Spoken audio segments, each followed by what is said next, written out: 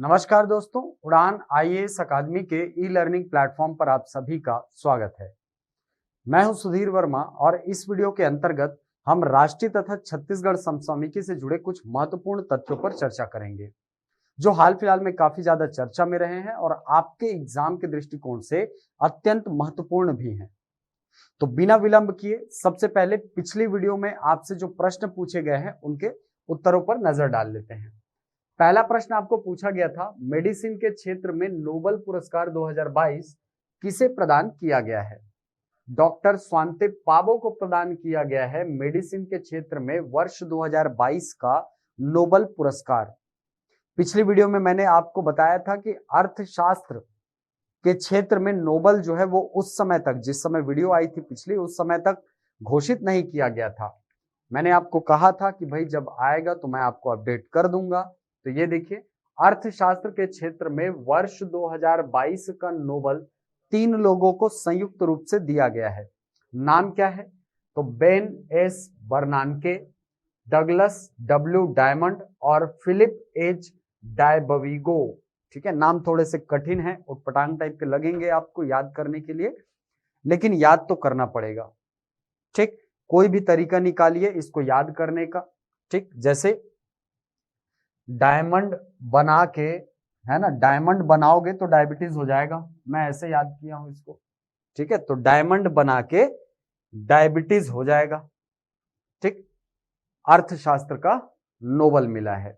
चलिए, तो नाम याद रखिएगा। अच्छा, क्यों दिया गया है? तो याद रखिएगा, बैंक और फाइनेंशियल क्राइसिस पर रिसर्च के लिए। बैंकों और फाइनेंशियल क्राइसिस जो बीच में आया था, है ना, जो मंदी का दौर आया था, बैंकिंग क्षेत्र पर बहुत ज्यादा दबाव बढ़ा था अर्थव्यवस्था का, तो उस पर रिसर्च करने के लिए इनको दिया गया है वर्ष 2022 का नोबेल पुरस्कार।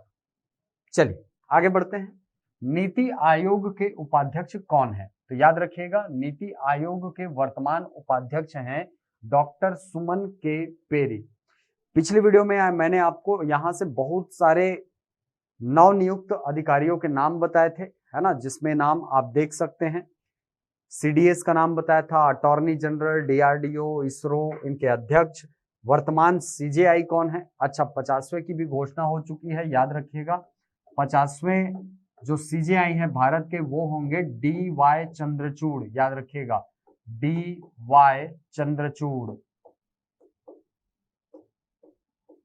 ठीक, हमारे जो भूतपूर्व उच्चतम न्यायालय के मुख्य न्यायाधीश रहे हैं वी वाई चंद्रचूड़, उनके सुपुत्र हैं भाई।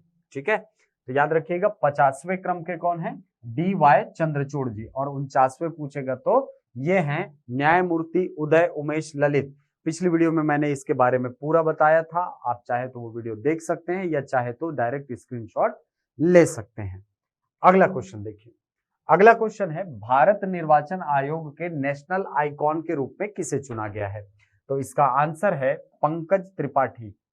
फिल्म एक्टर हैं, आपने नाम सुना होगा, काफी ज्यादा चर्चा में रहते हैं अपने देशीपने के लिए, और इसीलिए इनको चुना गया है निर्वाचन आयोग के नेशनल आइकॉन के रूप में।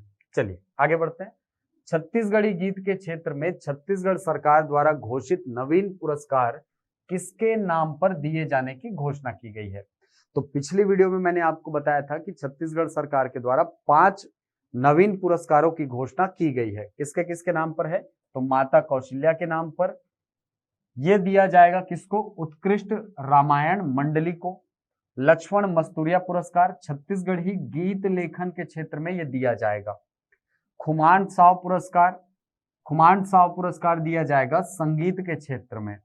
प्रसिद्ध रंगकर्मी, नाटककार व निर्देशक हबीब तनवीर के नाम पर नाट्य के क्षेत्र में दिया जाएगा। ठीक है, जो रंगमंच है उसके क्षेत्र में दिया जाएगा हबीब तनवीर के नाम पर। राज्य अलंकरण के अंतर्गत इसको शामिल करने की बात की गई है। साहित्यकार और पर्यावरणविद अनुपम मिश्र के नाम पर एक पुरस्कार दिया जाएगा, जो पर्यावरण के क्षेत्र में उत्कृष्ट कार्य करने वाले व्यक्ति या संस्था को प्रदान किया जाएगा प्रत्येक वर्ष।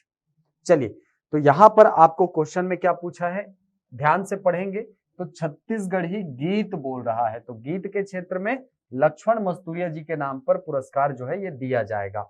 चलिए आगे बढ़ते हैं। चलिए, तो अब आते हैं हमारे आज के पहले टॉपिक में।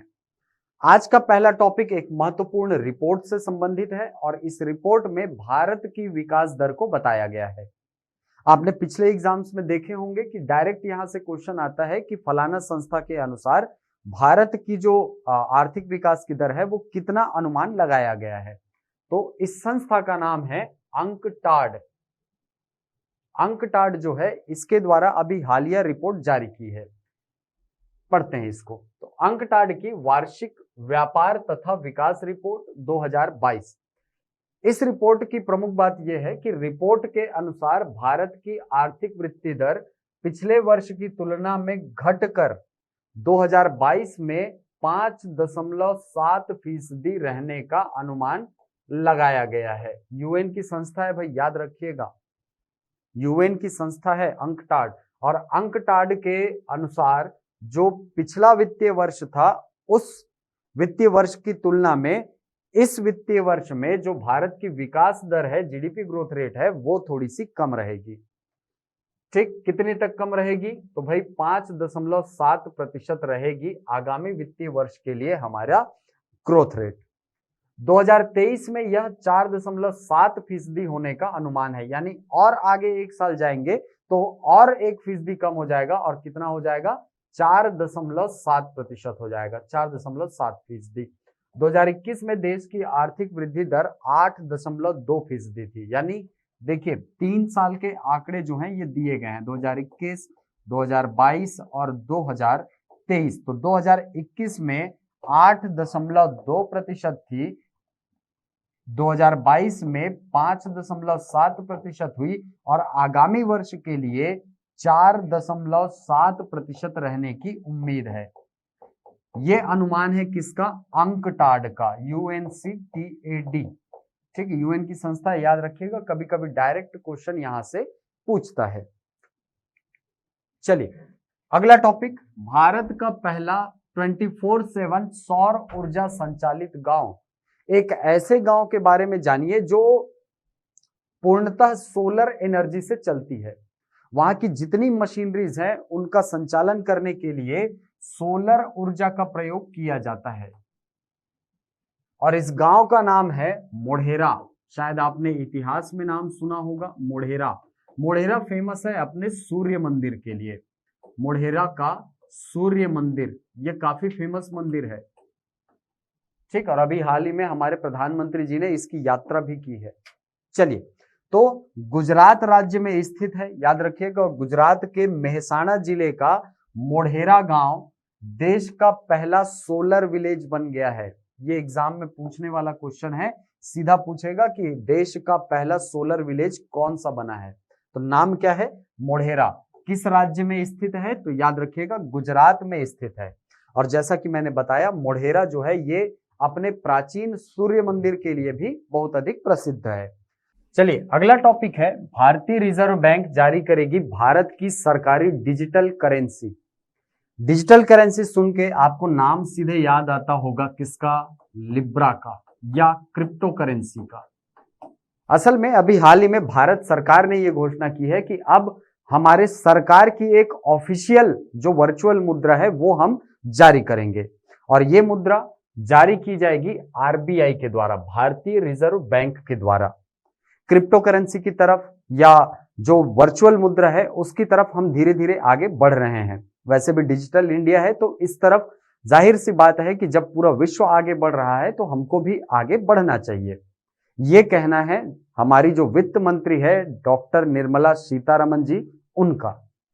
तो उनके द्वारा ये कहा गया है कि अब हम एक काम करेंगे, हम डिजिटल करेंसी जो है ये मार्केट में लॉन्च करेंगे।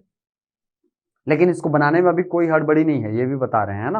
वो उन्होंने कहा है कि इसको बनाने में कोई जल्दबाजी नहीं की जाएगी, आराम से सभी तरह से जब हम श्योर हो जाएंगे, सिक्योर हो जाएंगे, तब हम डिजिटल करेंसी जो है ये लॉन्च करेंगे। और ये जो लॉन्चिंग है ना, इसका नाम रखा जाएगा ई रुपया। याद रखिएगा, इसका नाम रखा जाएगा ई रुपया। ठीक, वैसे भी इस साल का यदि आपने बजट सत्र देखा होगा तो उसमें निर्मला सीतारमण जी ने कहा था कि भाई हम 30% जो है टैक्स लगाएंगे, किस पर लगाएंगे? हम क्रिप्टो करेंसी पर। तो एक तरीके से जो क्रिप्टो करेंसी है उसको वैलिड बनाने की मांग जो है की जा रही है और इसकी तरफ कदम भी धीरे धीरे बढ़ाया जा रहा है। चलिए तो पढ़ लेते हैं।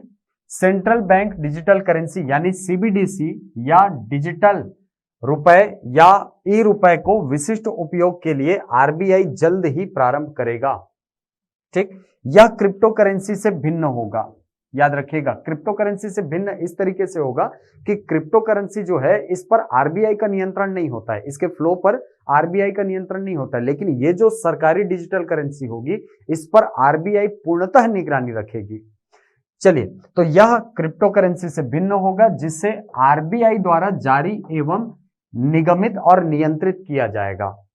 वित्त मंत्री निर्मला सीतारमण ने वर्ष 2022 के बजट में ई रुपये या डिजिटल रुपए जारी करने की बात कही थी। जैसा कि मैंने आपको बताया कि वर्ष 2022 में उन्होंने ई रुपए की बात की थी कि हम भी क्रिप्टो के क्षेत्र में आगे बढ़ना चाहिए हमको, और 30% जो है उन्होंने कहा था कि क्रिप्टो करेंसी पर हम जो टैक्स है वो आरोपित करेंगे, यानी उसको भी लीगल बनाने की बात जो है यहां पर की गई थी। चलिए, तो याद रखिएगा, यहां से क्वेश्चन ऐसे पूछ सकता है कि भारत की सरकारी डिजिटल करेंसी का नाम क्या है, तो नाम क्या रहेगा, याद रखिएगा, ई रुपया।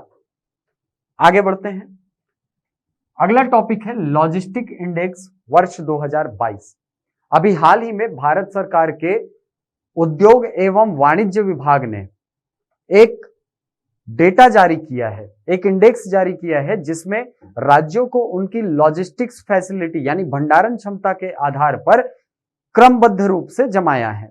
याद रखिएगा, इस इंडेक्स के अंतर्गत टोटल 15 राज्यों और यूनियन टेरिटरीज को कवर किया गया है, और इस इंडेक्स के अंतर्गत सबसे ज्यादा जो अच्छा परफॉर्मेंस है वो रहा है आंध्र प्रदेश का, यानी इसमें टॉपर की रैंक में अगर देखोगे तो सबसे पहले स्थान पर है आंध्र प्रदेश।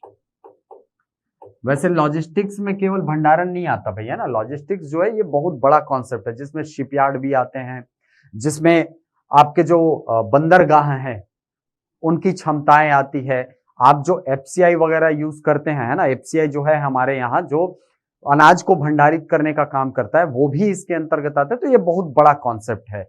चलिए, तो फिलहाल यदि इसकी बात करें तो इस रैंकिंग में अचीवर्स श्रेणी में 3 राज्य हैं, एक आंध्र प्रदेश, दूसरा असम और तीसरा गुजरात। यहां से अगर आपको क्वेश्चन पूछेगा तो केवल 2 यहां से क्वेश्चन बनते हैं आपके एग्जाम के पॉइंट ऑफ व्यू से। एक कि इस रैंकिंग में प्रथम स्थान किसने प्राप्त किया है, तो प्रथम स्थान पर है आंध्र प्रदेश, और छत्तीसगढ़ जो है वो किस श्रेणी के अंतर्गत शामिल है, तो छत्तीसगढ़ शामिल है, यहां पर आप देख पा रहे हैं आकांक्षी श्रेणी के अंतर्गत ये शामिल है। तो ये दोनों फैक्ट को आप बिल्कुल याद रखिएगा कि लॉजिस्टिक्स इंडेक्स 2022 में प्रथम स्थान पर है आंध्र प्रदेश, और छत्तीसगढ़ जो है ये आकांक्षी श्रेणी में शामिल है। आकांक्षी श्रेणी का बोलने का मतलब ये है कि हमने अपनी लॉजिस्टिक सुविधा को बढ़ाने में बहुत ज्यादा अभी तक मेहनत नहीं की है, बहुत ज्यादा प्रयास नहीं किया है। हालांकि हमारे यहाँ लॉजिस्टिक पार्क नीति है, लेकिन उसका क्रियान्वयन जो है वो पूरे तरीके से नहीं हो पाया है, इसीलिए हम लॉजिस्टिक या भंडारण के क्षेत्र में अभी भी काफी पीछे हैं अन्य राज्यों से। चलिए, तो छत्तीसगढ़ किस श्रेणी में है, आकांक्षी श्रेणी में है। व्यापार वाणिज्य एवं उद्योग विभाग के द्वारा इसे जारी किया जाता है। वर्तमान में इसके मंत्री कौन है, तो याद रखिएगा पीयूष गोयल जी जो हैं इसके मंत्री हैं, पीयूष गोयल जी। चलिए आगे बढ़ते हैं। अगले टॉपिक में है Mahatma Gandhi rural industrial park योजना यानी रिपा। याद रखिएगा रिपा, ये मान के चलिए कि आगामी एग्जाम में पूछा जाने वाला क्वेश्चन है। ठीक, बहुत ही इंपॉर्टेंट है, क्योंकि जब गौठान योजना प्रारंभ हुई थी, जब गोधन न्याय योजना चालू हुई और उसके पहले सुराजी गांव योजना चालू हुई थी, तो वो सारे आप फैक्ट देखिएगा किसी ना किसी एग्जाम में पूछा हुआ है। तो वैसे ही ये जो रिपा है ना, रूरल इंडस्ट्रियल पार्क, ये भी बहुत बड़ा कॉन्सेप्ट है। असल में ये कॉन्सेप्ट ऐसा है कि ग्रामीण क्षेत्र में जो गौठान बनाए गए हैं, आपने देखा होगा कि सुराजी गांव योजना के अंतर्गत 4 श्रेणियों में काम किया गया है, नरवा, गरवा, घुरवा, बारी। इसमें जब आप गरवा वाला कॉन्सेप्ट देखते हैं तो गरवा में गायों की रक्षा के लिए शुरुआत की गई थी गौठानों की। ग्राम पंचायत स्तर पर गौठानों का निर्माण किया गया था और वहां पर धीरे धीरे जो सृजनात्मक कार्य हैं उससे भी गौठानों को जोड़ा गया। अब वहां पर देखेंगे तो बहुत सारे गौठान जो हैं उनको रूरल इंडस्ट्रियल पार्क के रूप में विकसित किया जा रहा है और ये योजना कहलाती है रीपा या रूरल इंडस्ट्रियल पार्क योजना। इस योजना के अंतर्गत जो भी गौठान है इसको छोटे औद्योगिक क्षेत्र के रूप में विकसित किया जाएगा। अब आप ये मत सोचिएगा कि औद्योगिक क्षेत्र बोल रहे हैं तो बड़े बड़े प्लांट्स वहां पे लगाए जाएंगे, पावर प्लांट लगाए जाएंगे, ऐसा कुछ नहीं। जो ग्रामीण क्षेत्र के लोगों को रोजगार देने वाले कुटीर उद्योग हैं उनसे इन गौठानों को जोड़ा जाएगा, जिससे कि गांव में रह रहे जो लोग हैं उनकी आमदनी में वृद्धि हो सके, साथ ही जो ग्रामीण अर्थव्यवस्था है उसका सुदृढ़ीकरण किया जा सके। हमारे गांव मजबूत होंगे तो निश्चित रूप से हमारी अर्थव्यवस्था को बल मिलेगा। तो आइए पढ़ते हैं इस योजना के बारे में। सबसे पहली बात तो ये योजना जो है ये प्रारंभ की गई है 2 अक्टूबर 2022 को। अभी गांधी जयंती के दिन इसको प्रारंभ किया गया है। ठीक, ऑफिशियल इसका प्रारंभ जो है वो अभी किया गया है, लेकिन आप देखेंगे तो बहुत सारे जो गौठान है उनको पहले ही विकसित किया जा चुका है रूरल इंडस्ट्रियल पार्क के रूप में। ठीक, यदि आपको पूछे कि रूरल इंडस्ट्रियल पार्क योजना जो है ये कब प्रारंभ की गई या रीपा कब प्रारंभ किया गया, तो याद रखिएगा 2 अक्टूबर 2022 को। इसका उद्देश्य क्या है? गौठानों को रूरल इंडस्ट्रियल पार्क के रूप में विकसित कर ग्रामीण परिवारों को रोजगार तथा आय के साधन उपलब्ध कराना। जैसा कि मैंने आपको बताया कि जो भी गांव में रह रहे लोग हैं उनको रोजगार के अवसर उपलब्ध कराना और उनकी आमदनी में वृद्धि करना, ये इसका पहला लक्ष्य। दूसरा उद्देश्य महात्मा गांधी के स्वावलंबी एवं आत्मनिर्भर गांव के सपने को साकार करना। आप महात्मा गांधी जी का जब दर्शन पढ़ेंगे, है ना, जब उनका दर्शन पढ़ेंगे तो वहां पर ग्रामीण विकास की वो बात करते हैं।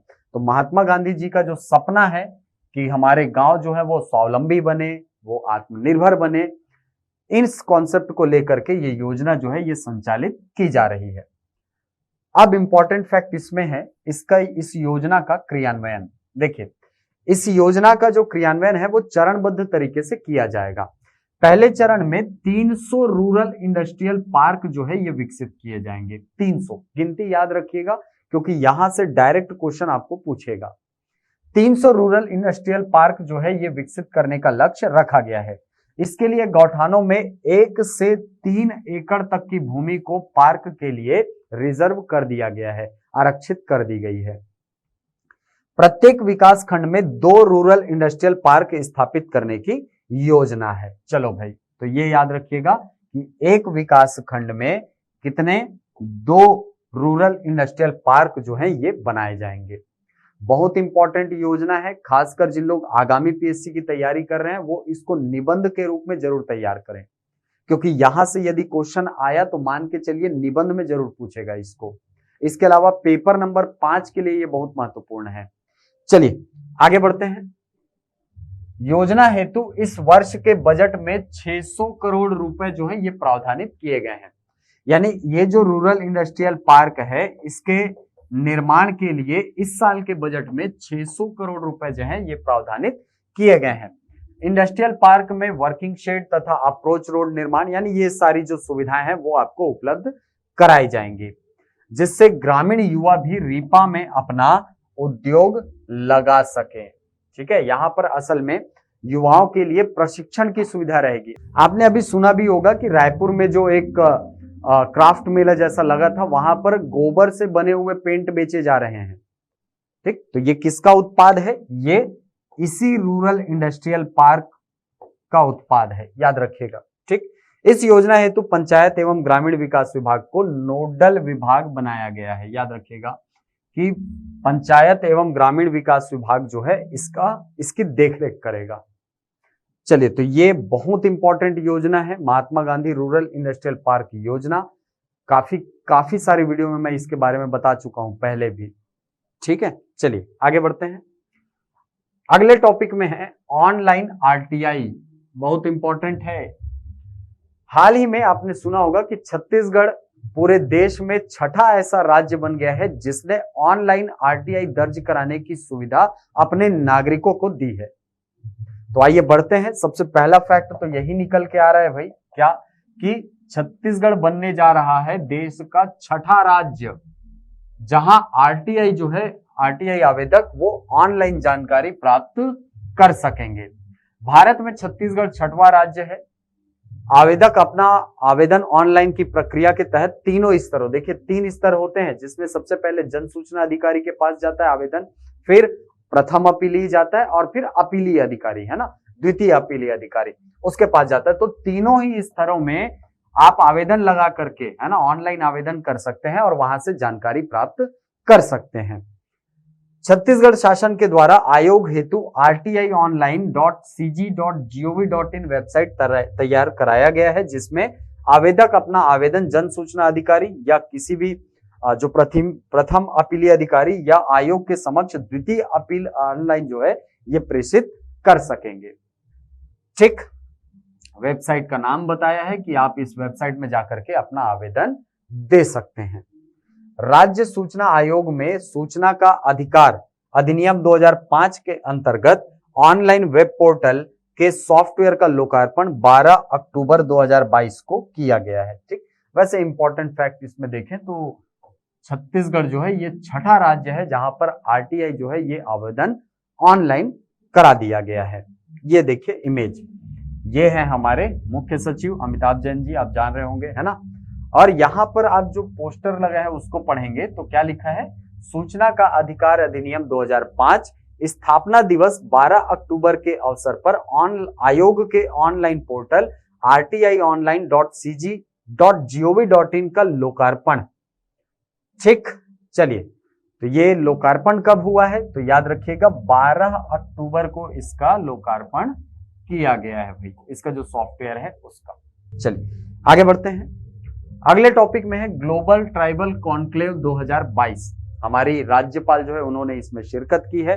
रायपुर में इसका आयोजन हुआ है 13 से 16 अक्टूबर तक, याद रखिएगा 13 से 16 अक्टूबर तक देश भर के और साथ ही बहुत सारे बाहर के, ठीक है, देश के बाहर बहुत सारे विदेशी जो ट्राइबल्स हैं वो यहाँ पर आए थे और उन्होंने अपना परफॉर्मेंस दिया है।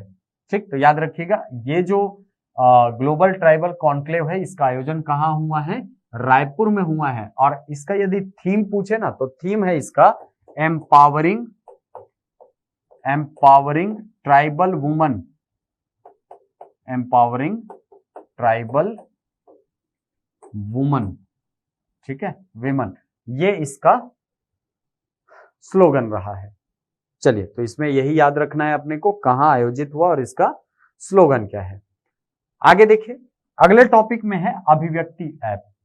अभी हाल ही में पुलिस प्रशासन के द्वारा एक ऐप जारी किया गया है जिसका नाम क्या है, अभिव्यक्ति ऐप।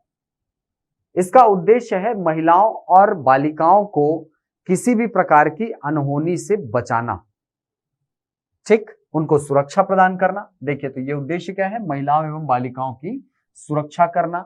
संचालन किसके द्वारा होगा तो छत्तीसगढ़ पुलिस के द्वारा।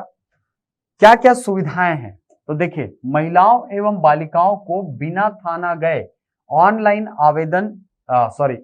शिकायत दर्ज कराने एवं शिकायतों के विवरण को ऑनलाइन देखने की होती है। इसके द्वारा आप ऑनलाइन शिकायत भी कर सकते हैं, साथ ही आपके शिकायत पर क्या प्रोग्रेस हुआ है अभी तक उस पर भी आप इसकी जानकारी यहां से प्राप्त कर सकते हैं। इसके माध्यम से राज्य की महिलाओं बालिकाओं को तत्काल पुलिस सहायता मिलेगी। मैसेजिंग सिस्टम का उपयोग करने पर डायल 112 द्वारा जिला पुलिस मुंगेली तक शिकायत पहुंच जाती है। असल में ये जो ऐप है ये मुंगेली वाले न्यूज से मैंने उठाया तो यहाँ पर मुंगेली लिखा हुआ है, वैसे ये पूरे राज्य में ही जारी हुआ है भाई। ठीक, चलिए आगे बढ़ते हैं। अगला है छत्तीसगढ़ ओलंपिक। छत्तीसगढ़ ओलंपिक 6 अक्टूबर से प्रारंभ हुआ है और अभी हाल ही में इसके प्रथम चरण का समापन हो गया है। यानी जो राजीव गांधी युवा मितान क्लब है उस स्तर पर जो प्रतियोगिताएं थी उसका समापन हो चुका है। तो आइए इससे जुड़े कुछ फैक्ट देख लेते हैं। ये प्रतियोगिता प्रारंभ हुई थी 6 अक्टूबर से, जैसा कि मैंने आपको बताया। यह आयोजन 6 चरणों में हो रहा है, 6 चरण में ये आयोजन होंगे और छत्तीसगढ़िया ओलंपिक में छत्तीसगढ़ के पारंपरिक 14 खेल विधाओं में प्रतियोगिताएं आयोजित की जा रही हैं।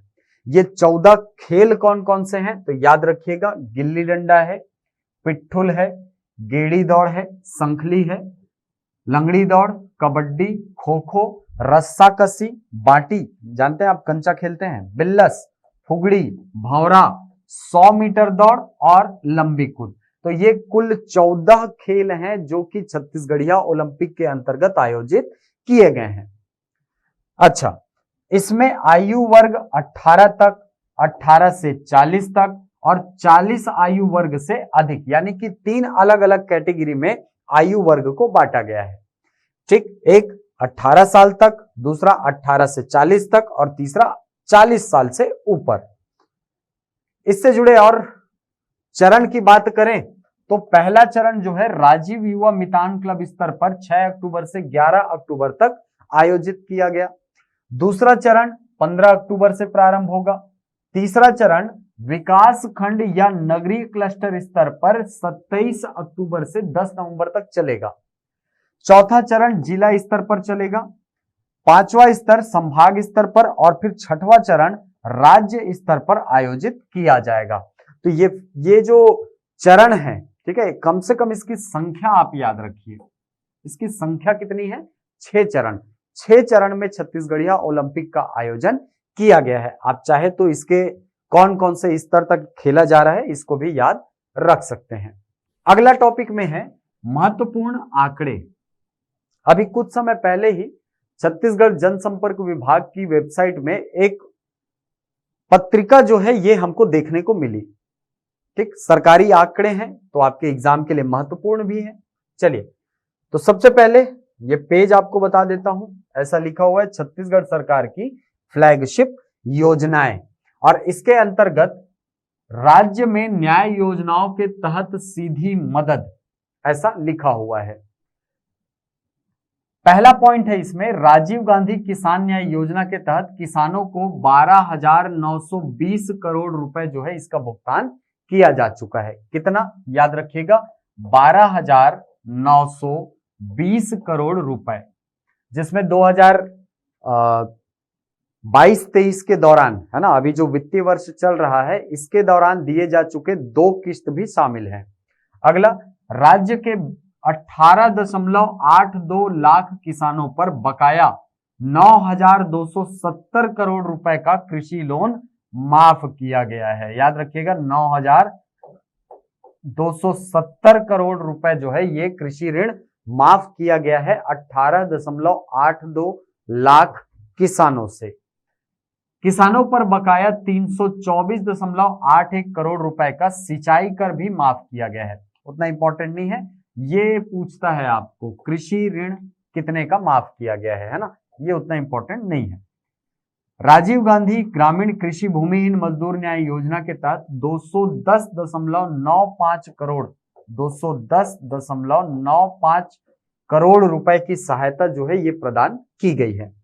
राज्य में समर्थन मूल्य पर धान खरीदी के एवज में किसानों को 65,718 करोड़ रुपए जो है ये भुगतान किए गए हैं। ये जो फैक्ट आपको बताया हूं मैं, ये बहुत ज्यादा इंपॉर्टेंट है भाई। ठीक, अब देखिए, एक आंकड़ा है आपका फसल बीमा से, तो ये उतने इंपॉर्टेंट नहीं है। गोधन न्याय योजना की बात करें तो अभी तक 330 करोड़ रुपए जो है लगभग दिए जा चुके हैं। इसके अलावा तेंदुपत्ता संग्राहकों को 3.5 सालों में 2,193 करोड़ रुपए का भुगतान, ये भी उतना इंपॉर्टेंट फैक्ट नहीं है, है ना। इंपॉर्टेंट फैक्ट है आपका यहां पर, ये फैक्ट ऐसा है कि हाफ बिजली बिल योजना के तहत राज्य के 41 लाख उपभोक्ताओं को 2,500 करोड़ रुपए की छूट दी गई है।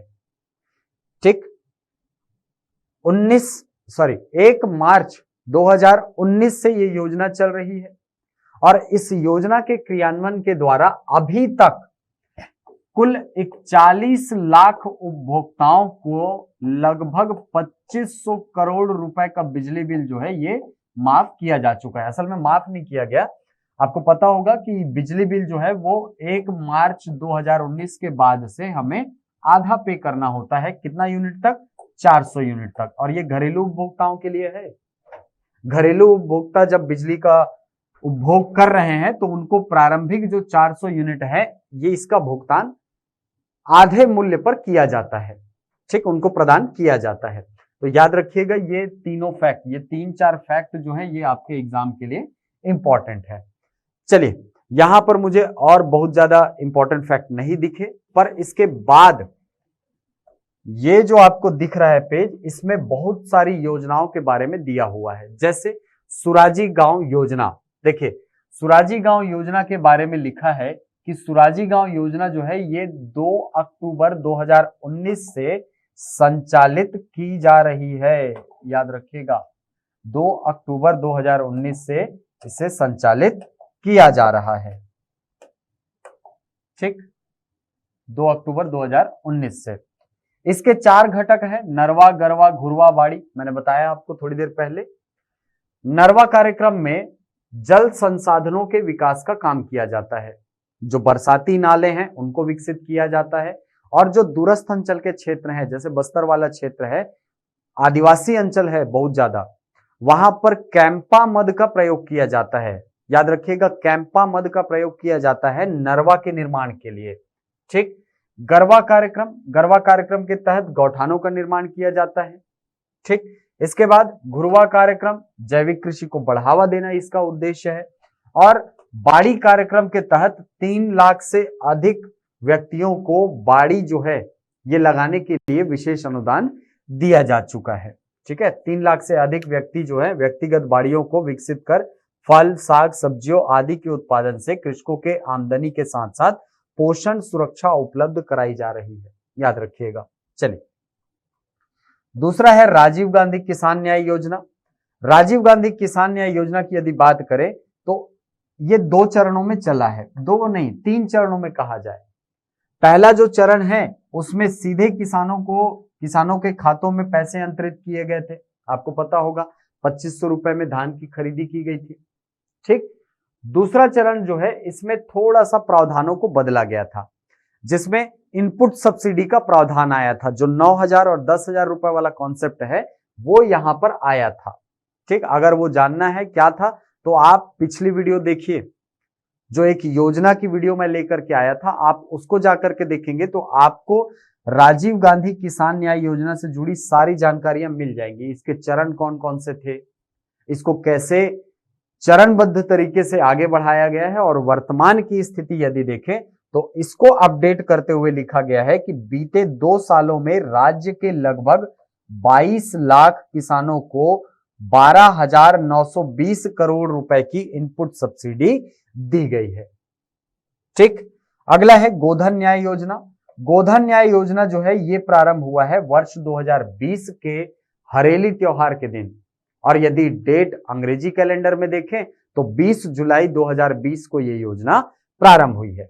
उद्देश्य क्या है, तो इस गोधन न्याय योजना से बहुत सारे उद्देश्य जुड़े हुए हैं, जैसे ग्रामीण अर्थव्यवस्था का सुदृढ़ीकरण, दूसरा रोजगारों का निर्माण करना, और तीसरा जो सबसे महत्वपूर्ण है वो है जैविक खाद का निर्माण, वर्मी कंपोस्ट का निर्माण किया जाता है, और साथ ही जो गोधन है उसकी खरीदी की जाती है, गोबर की खरीदी की जाती है, ठीक। तो ये है गोधन न्याय योजना। इसमें बहुत सारे आंकड़े दिए हैं, जैसे छत्तीसगढ़ राज्य में 31 जुलाई 2022 तक गोधन न्याय योजना के तहत 77,39,000 क्विंटल गोबर की खरीदी के एवज में 155 करोड़ 58 लाख रुपए का भुगतान किसानों को और गौपालकों को किया गया है, ठीक। चलिए अगला है राजीव गांधी ग्रामीण भूमिहीन कृषि मजदूर न्याय योजना। ये जो योजना है ये वर्ष 2021-22 से संचालित की जा रही है, और इस योजना के अंतर्गत लिखा है कि 3.55 लाख हितग्राही जो हैं ये लाभान्वित होने वाले हैं।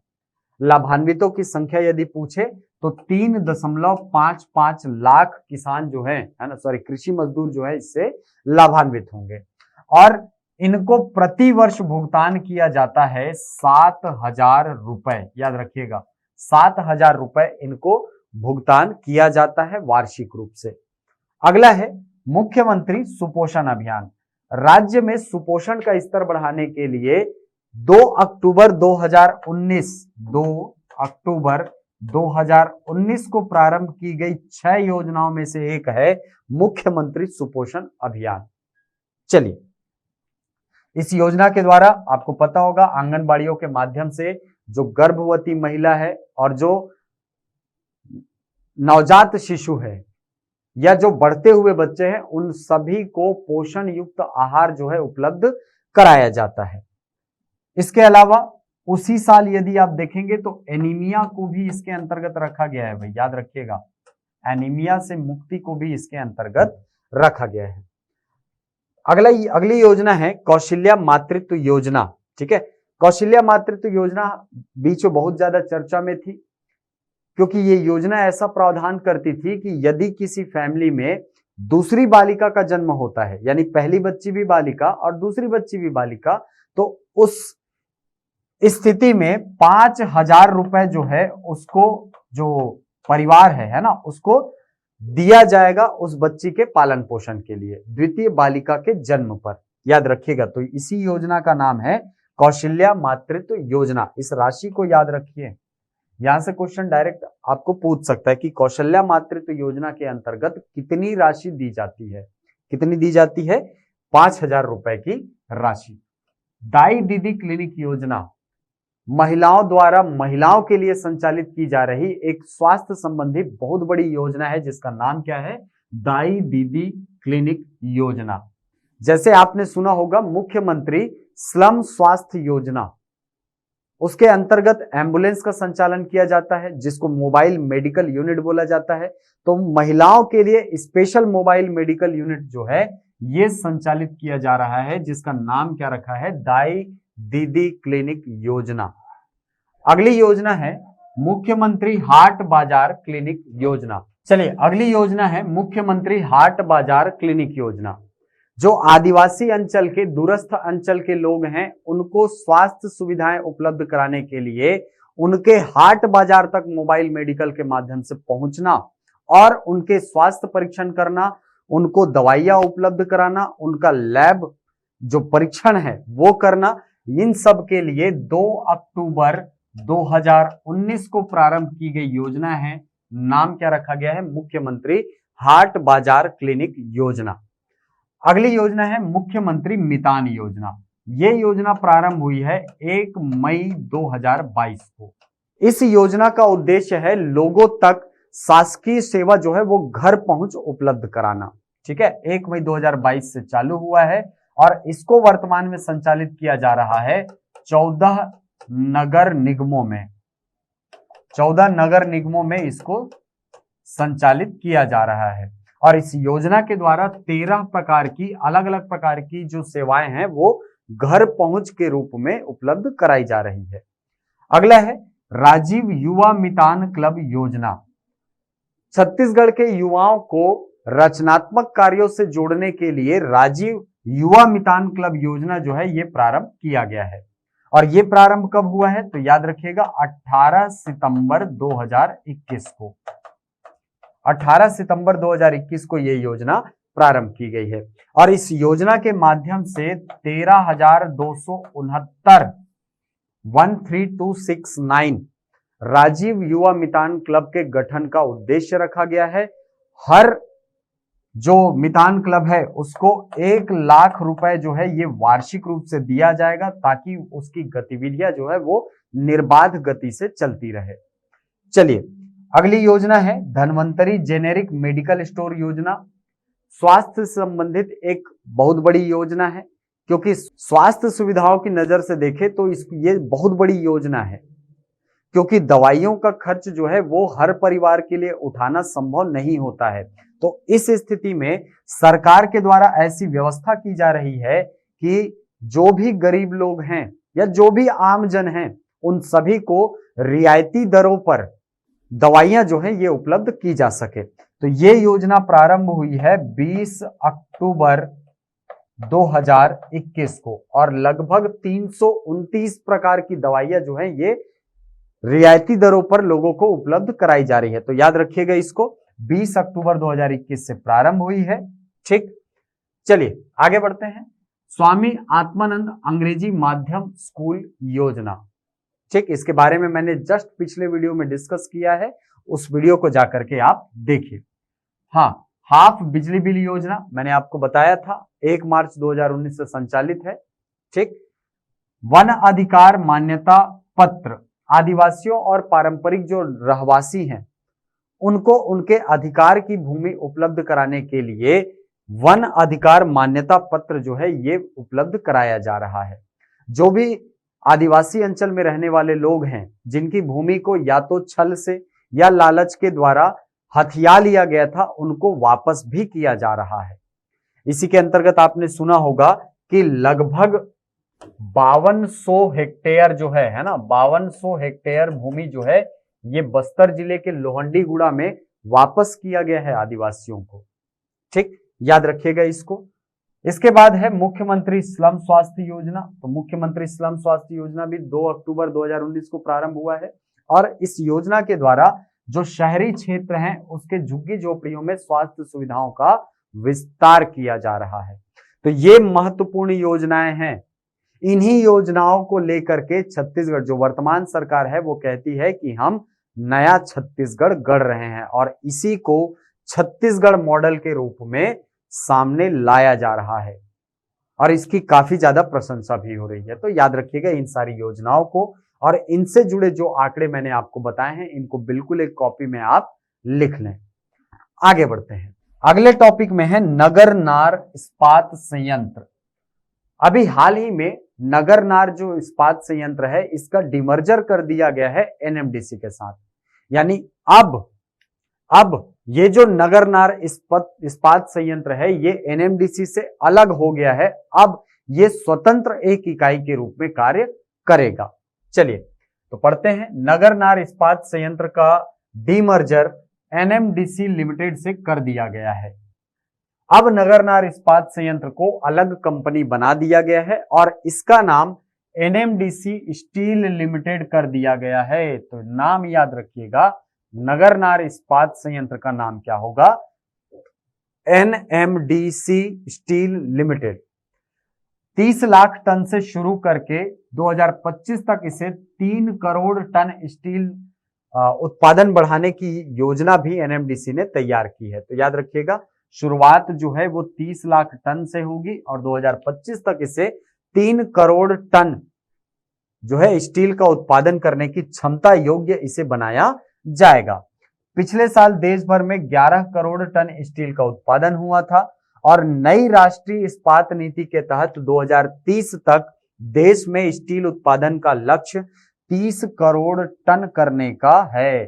तो देश में कुल स्टील उत्पादन 30 करोड़ तक करने का लक्ष्य रखा गया है नई इस्पात नीति के अंतर्गत। और ये कब तक किया जाएगा?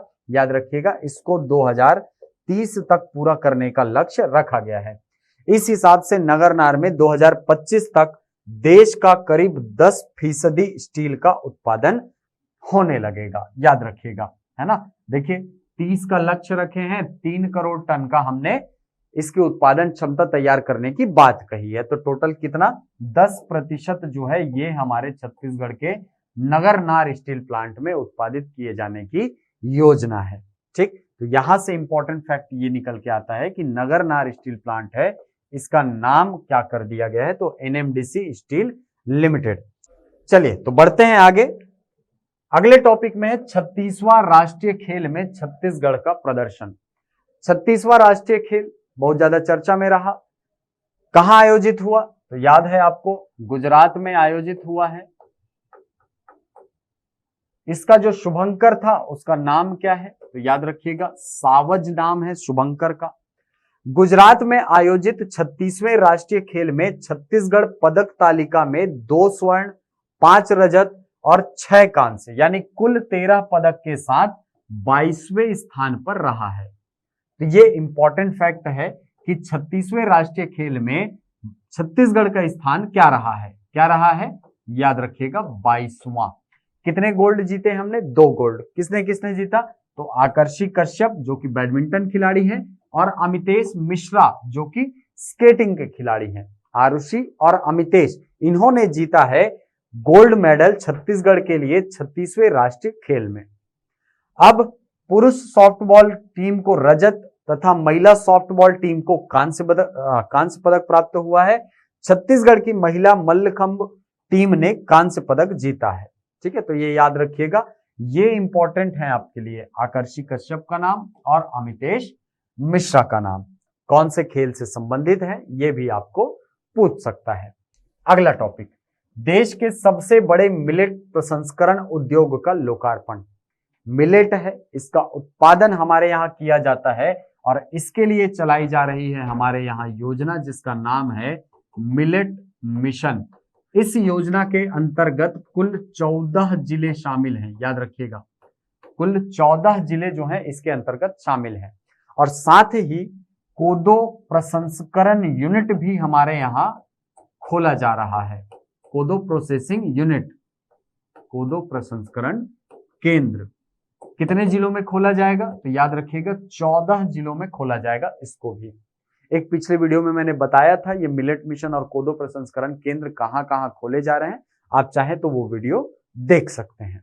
चलिए, तो ये जो सबसे बड़ा मिलेट प्रसंस्करण उद्योग है ये कहां पर लोकार्पित किया गया है, तो कांकेर के नथिया नवा गांव में खुला देश का सबसे बड़ा मिलेट प्रसंस्करण उद्योग। मिलेट मोटे अनाजों को कहा जाता है। जो मोटे अनाज है हमारे यहाँ कोदो, कुटकी, रागी, ये सब क्या है, मोटे अनाज हैं। तो कांकेर के नथिया नवा गांव में अभी हाल ही में देश का सबसे बड़ा मिलेट प्रोसेसिंग यूनिट खुला है। चलिए, छत्तीसगढ़ शासन के मिलेट मिशन के अंतर्गत इस इकाई की स्थापना की गई है, जिसको मैंने आपको बताया है। उल्लेखनीय है कि छत्तीसगढ़ शासन द्वारा मिलेट के उत्पादन, प्रसंस्करण एवं उपयोग को बढ़ावा देने के लिए 2021 से मिलेट मिशन प्रारंभ किया गया है और 2020-21 से कोदो, कुटकी, रागी का प्रथम बार समर्थन मूल्य निर्धारित करते हुए प्राथमिक लघु वनोपज सहकारी समितियों के माध्यम से इनकी खरीदी की जा रही है। ठीक, चलो, तो ये फैक्ट है आपके लिए, याद रखिएगा। मिलेट मिशन 14 जिले में, कोदो प्रसंस्करण यूनिट 14 जिले में और देश का सबसे बड़ा मिलेट प्रसंस्करण केंद्र खुला है हमारे कांकेर के नथिया नवा गांव में। अगला टॉपिक, मुख्यमंत्री श्री भूपेश बघेल की नवीनतम घोषणा। दो घोषणा आपको बता रहा हूं जो आपके एग्जाम के लिए इंपॉर्टेंट है। पहला है कबीरधाम जिले में खुलेगा मेडिकल कॉलेज। ठीक, तो मेडिकल कॉलेज हमारे यहाँ खुलने वाला है। कमेंट बॉक्स में बताइए हमारे यहाँ अभी तक कितने मेडिकल कॉलेज हैं और कहां कहां पर ये स्थापित किए गए हैं। ये जो मेडिकल कॉलेज है इसी से संबंधित एक केंद्र स्तर की हमको घोषणा भी दिखाई पड़ती है, जिसमें यह कहा गया है, देखिए, देश में बनेंगे 112 मेडिकल कॉलेज। दैनिक भास्कर का न्यूज था, है ना, और 10 लाख से ज्यादा आबादी वाले जिलों में होंगे तैयार। 36,000 करोड़ का खर्च होगा। ठीक, तो देश में कितने नए मेडिकल कॉलेज की बात की जा रही है, तो 112 मेडिकल कॉलेजेस की बात की जा रही है। ठीक, चलिए, तो छत्तीसगढ़ में कहां पर खुलेगा, छत्तीसगढ़ में खुलेगा ये कवर्धा में, कबीरधाम में। अगला है आदिवासी समाज के सम्मेलन में विशेष पिछड़ी जनजाति बैगा समाज की संस्कृति के संरक्षण के लिए भोरम देव में बैगा आदिवासी समाज के संग्रहालय निर्माण की घोषणा की है, जिसको बोला जाएगा बैगा संग्रहालय। तो बैगा संग्रहालय कहां स्थापित किया जाएगा, ये किया जाएगा भोरम देव में। ठीक है, भोरम देव जो है स्थान आप जानते हैं चौरा गांव में है ना, यहीं पर स्थापित किया जाना है संग्रहालय बैगा आदिवासी समाज का। चलिए, अब आते हैं हमारे अगले सेक्शन में। अगला सेक्शन है प्रश्नोत्तर का। पहला क्वेश्चन आपके लिए है, देश का सबसे बड़ा मिलेट प्रसंस्करण उद्योग किस स्थान पर स्थापित किया गया है। ऑप्शन है नथिया नवा गांव, सरोधा, नवा गांव, कुरुसपाल। तो इसका आंसर आप हमको कमेंट बॉक्स में बताएंगे। अगला क्वेश्चन, छत्तीसगढ़िया ओलंपिक में छत्तीसगढ़ के कितने पारंपरिक खेल विधाओं में प्रतियोगिताएं आयोजित की जा रही हैं। ऑप्शन है 12, 13, 14 या 15। इसका आंसर भी आप हमको कमेंट बॉक्स में बताएंगे। अगला क्वेश्चन, अभिव्यक्ति ऐप का उद्देश्य किससे संबंधित है। ठीक है, अभिव्यक्ति ऐप के बारे में जो हमने पढ़ा वो किससे संबंधित है ये आपको पूछ रहा है। ऑप्शन पढ़ें और इसका आंसर दें। अगला क्वेश्चन, लॉजिस्टिक इंडेक्स 2022 के अंतर्गत छत्तीसगढ़ किस श्रेणी में शामिल है? अचीवर्स में शामिल है, या तेजी से आगे बढ़ते राज्यों की श्रेणी में शामिल है, या आकांक्षी जिलों में आकांक्षी श्रेणी में शामिल है, या इनमें से कोई नहीं है? तो इसका आंसर भी आप हमको कमेंट बॉक्स में बताएंगे। अगला क्वेश्चन, भारत का पहला 24/7 सौर ऊर्जा से संचालित गांव कहां स्थित है? केरल राज्य में, हरियाणा राज्य में, आंध्र प्रदेश में, या गुजरात में? तो इसका आंसर भी आप हमको कमेंट बॉक्स में बताएंगे। तो ये 5 क्वेश्चन आपके लिए हैं। इन 5 क्वेश्चन के आंसर आपको कमेंट बॉक्स में देने हैं। तो ये है अभी हाल फिलहाल में चर्चा में रहे कुछ महत्वपूर्ण मुद्दे, कुछ महत्वपूर्ण आंकड़े जो आपके एग्जाम के लिए इंपॉर्टेंट हो सकते हैं। आशा करता हूं ये वीडियो आपके लिए लाभदायक सिद्ध होगा। मिलते हैं अगली वीडियो में कुछ नई जानकारियों के साथ, कुछ नए तथ्यों के साथ। तब तक के लिए धन्यवाद।